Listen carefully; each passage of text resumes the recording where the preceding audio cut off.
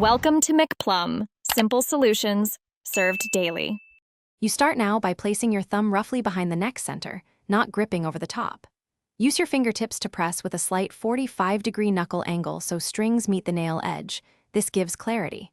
Once done, check that your wrist is relaxed and slightly bent. Tension kills speed. Make small adjustments. Move thumb up or down to reach stretches. Practice slowly on one string so you learn how much pressure produces a clear note without buzzing. Now you work on precise finger placement and movement.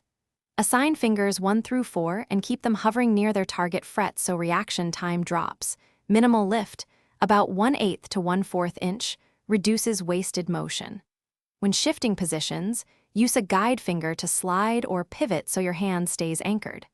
Once you build that economy of motion, speed follows naturally. Make sure to practice slow with a metronome and gradually finish by integrating fretting accuracy with left-hand muting and targeted stretching routines.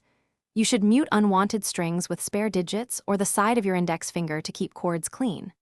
Once done, spend 3 to 5 minute focused exercises on stretches and string changes to build dexterity.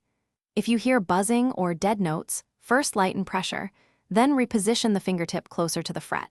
If problem persists, check action or string height. Troubleshoot calmly and practice slowly to fix technique.